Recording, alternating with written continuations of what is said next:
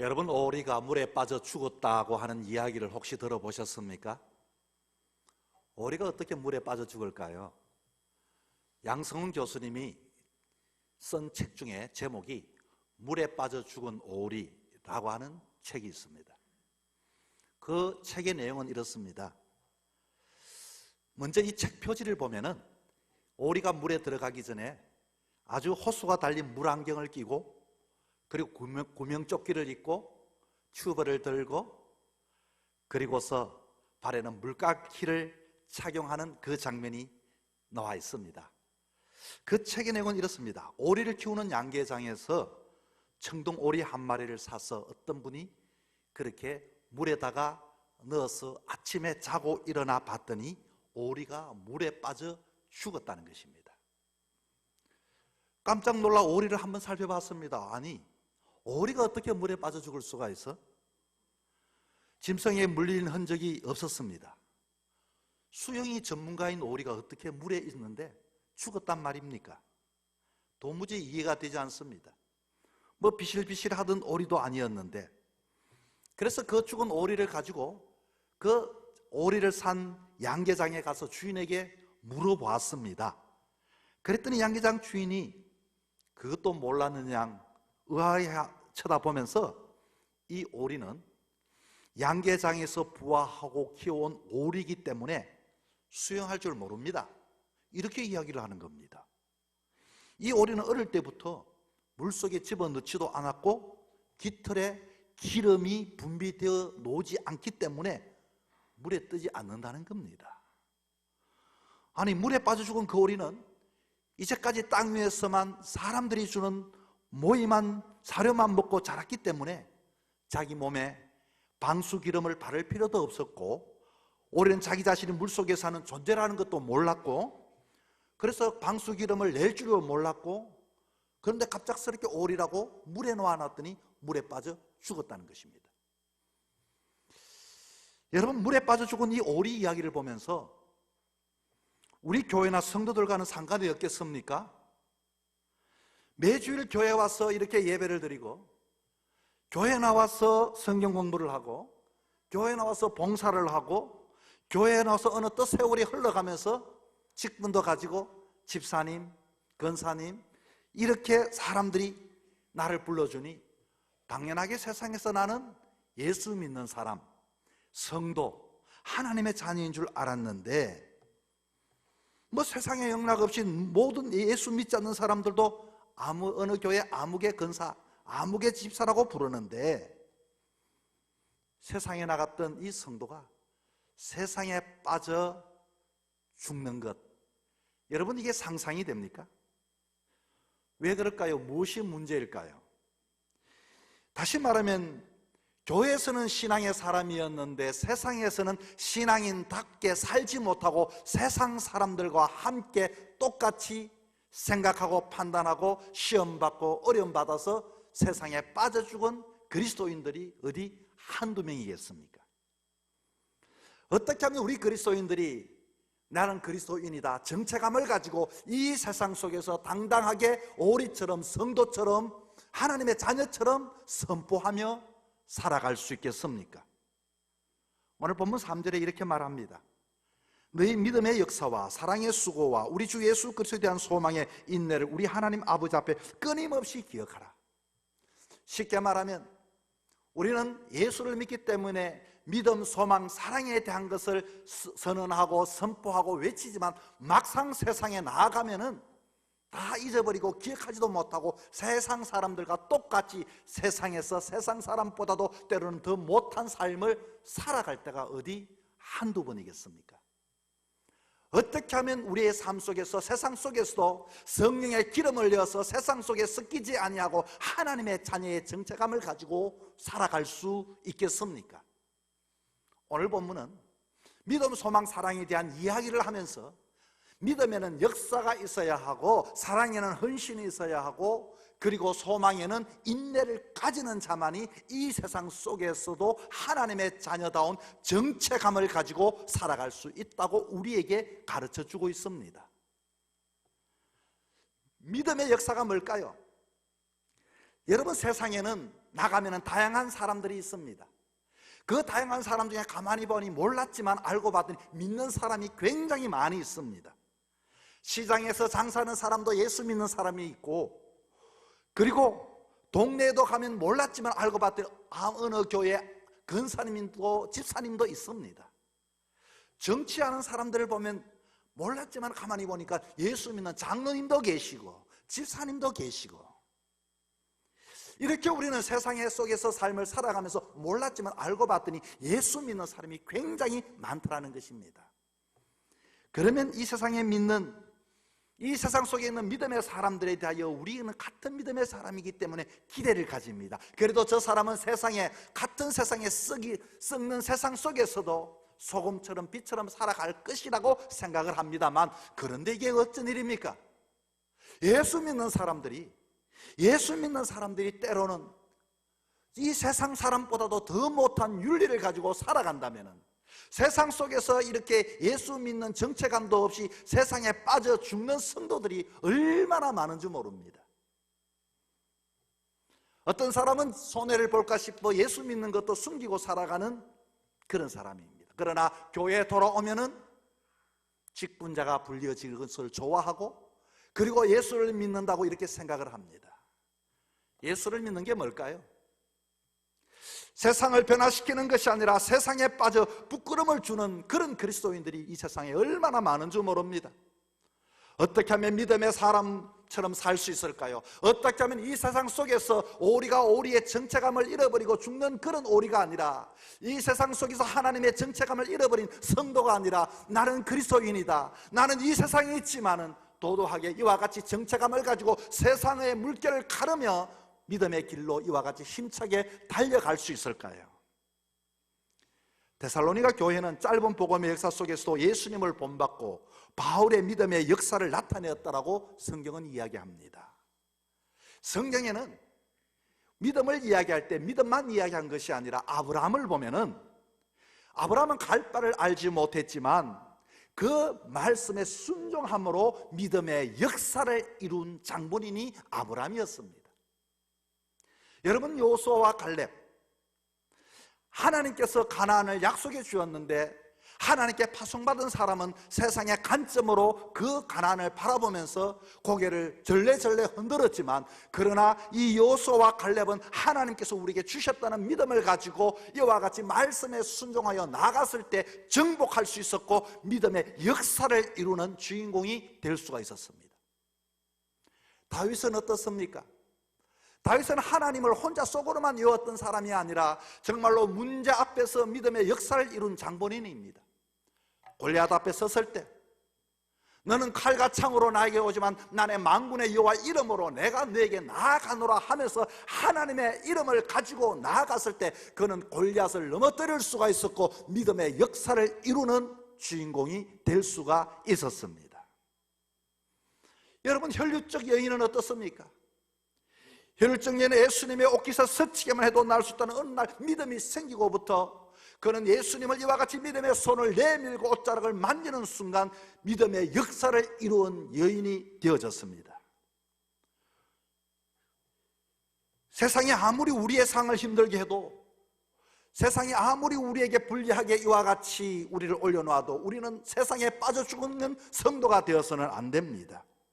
그저 세상과 타협하고 때로는 세상 사람들보다도 못한 그와 같은 삶을 살아가는 사람은 비겁한 사람이요 세상에 빠져 죽은 그 성도가 되는 것이고 물에 빠진 오리와 같은 신세가 되는 것입니다. 믿음은 구호가 아닙니다.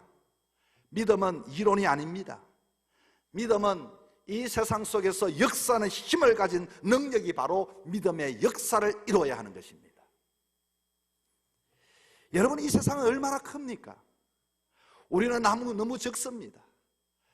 때로는 호수가 아니라 파도가 있는 바닷가에 우리가 있다면 얼마나 이 파도가 두렵겠습니까? 그러나 그 바닷가에서도 우리는 그 물 위에 떠있는 오리처럼 하나님의 자녀의 정체감을 가지고 어떻게 하면 살아갈 수 있겠습니까? 김순옥 권사님이 하늘나라로 가셨습니다. 돌아가시는 당일날 목사님 보고 싶다고 이렇게 말씀해서 만났습니다. 그런데 이야기하는 중에 권사님이 아니 기독병원에 간호사가 이렇게 했는데도 예수 믿는 사람이 없더라고. 그리고 복음을 전합니다. 그리고 담당 과장님에게도 자기 자신의 생사를 확인합니다.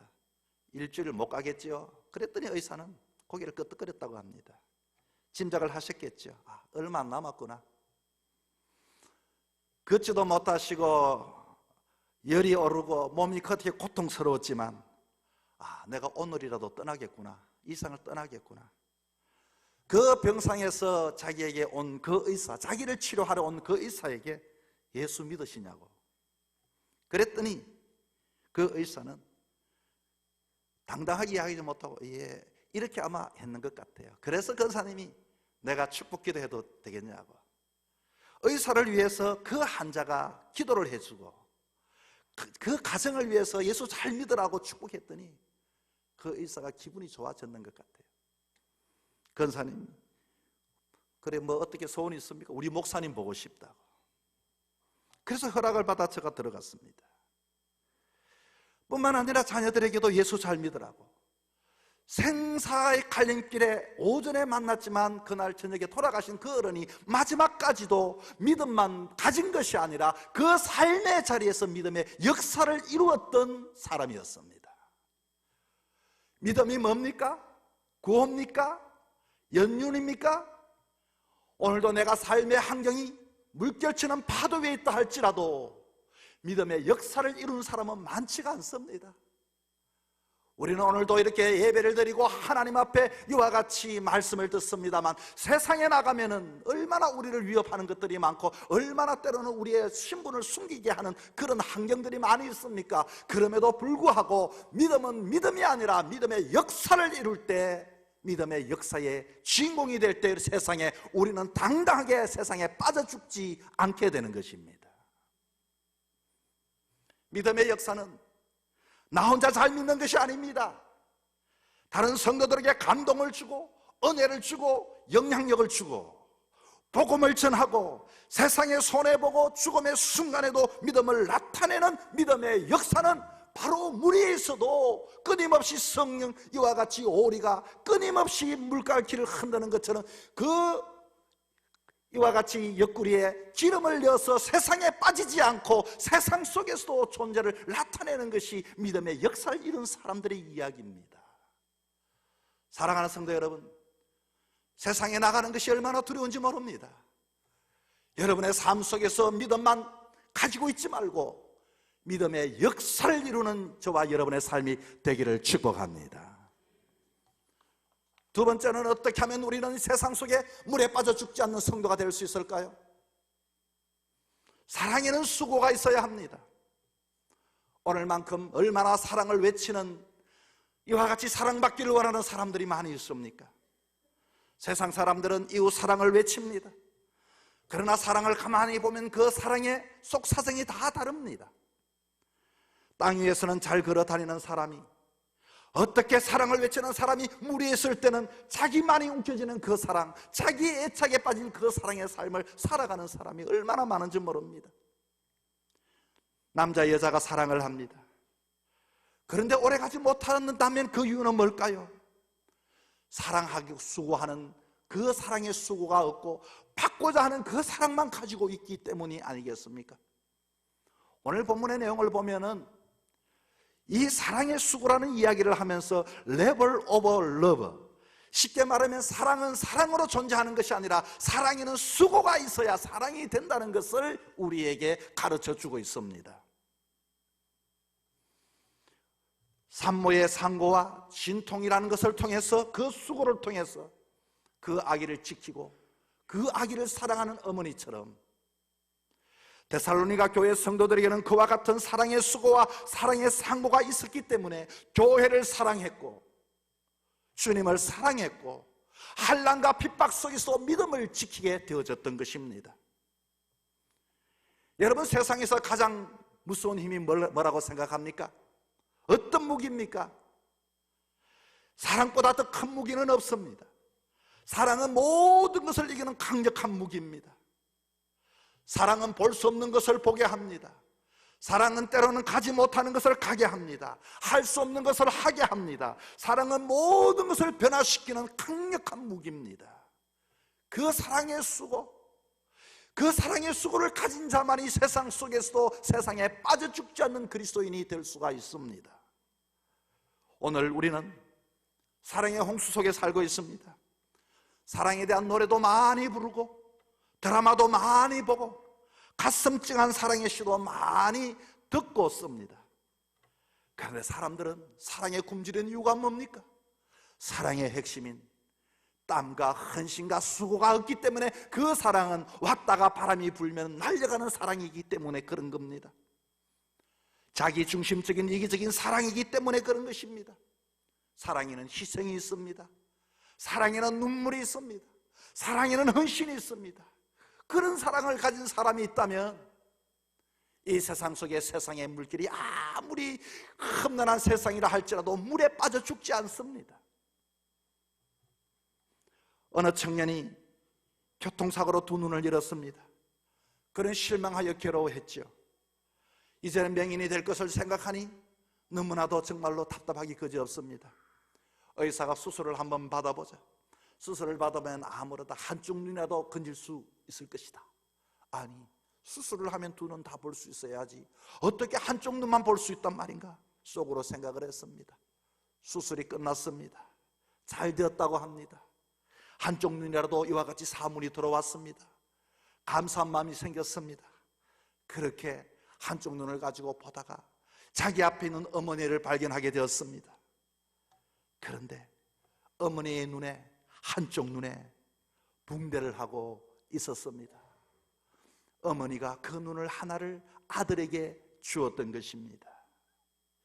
이 사랑의 수고, 이 사랑의 수고, 이것보다 더 큰 힘이 어디 있겠습니까? 교회도 마찬가지입니다. 아무리 사랑을 외쳐도 희생하지 않는 사람은 사랑할 수가 없습니다. 주님을 내가 사랑한다고 고백하지만 내가 희생하지 않고 헌신하지 않고 수고하지 않고서는 그 사랑을 느낄 수가 없는 것입니다. 머리에 가시관을 쓰고 손과 발에 못이 박히고 물과 피를 다 쏟으신 그 십자가의 사랑, 조건 없이 죽음 마땅한 우리를 향한 그 사랑, 그 사랑이 있기에 우리 또한 그 사랑을 가지고 이 세상을 사랑하며 뿐만 아니라 주님을 사랑하며 교회를 사랑하며 주님 오시는 그날까지 사랑의 수고를 아끼지 않는 것이 아니겠습니까? 사랑하는 성도 여러분, 이 세상에서 아무리 물결이 이와 같이 험난한 물결이 우리에게 밀려온다 할지라도 우리는 물에 빠져 죽는 성도가 되어서는 안 됩니다. 사랑의 수고를 통하여 흔들리는 세상 속에 중심 잘 잡으시고 정체감을 가지고 살아가는 저와 여러분 될 수 있기를 축복합니다. 세 번째는 소망에는 인내가 있어야 합니다. 여러분, 우리 한국인들이 앓고 있는 큰 병의 하나가 도무지 참지 못하는 성급증 아니겠습니까? 어떻게 해서 소망을 가지고 기대를 가지고 희망을 가지고 있으면서도 거기에 대한 인내하지를 못하는 것일까요? 차재우 교수가 구한말 외국인의 눈에 비친 한국인의 모습을 이렇게 표현을 했습니다.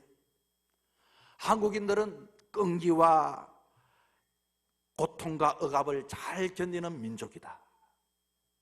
얼마나 참기를 잘하는지 기차나 버스를 타기 위해 서너 시간을 길가에 앉아 그렇게 무작정 기다린다.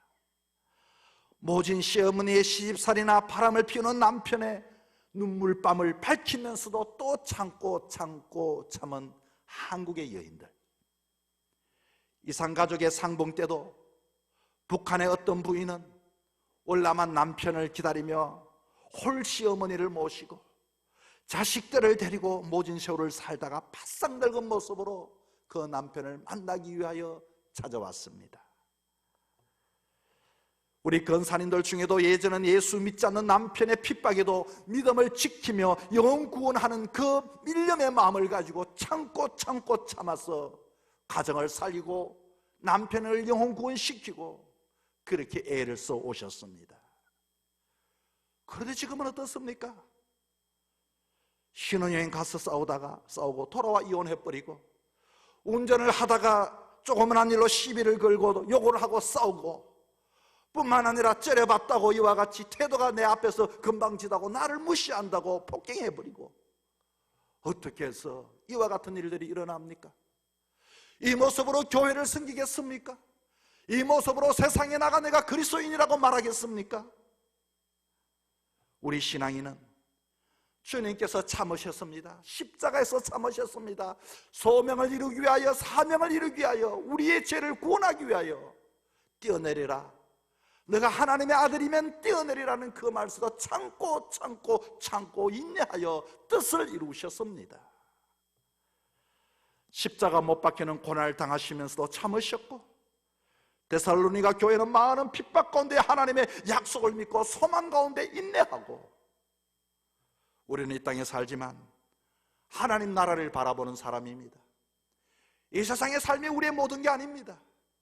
지나갑니다. 흘러갑니다. 힘들어도 어려워도 소망을 가진 자는 인내하고 참을 수가 있게 되는 것입니다. 믿음 좋은 권사님이 건강이 좀 좋지 않아서 병원에 갔는데 밖에서 가족들이 이야기하는 소리를 듣게 되었습니다. 암이래, 암.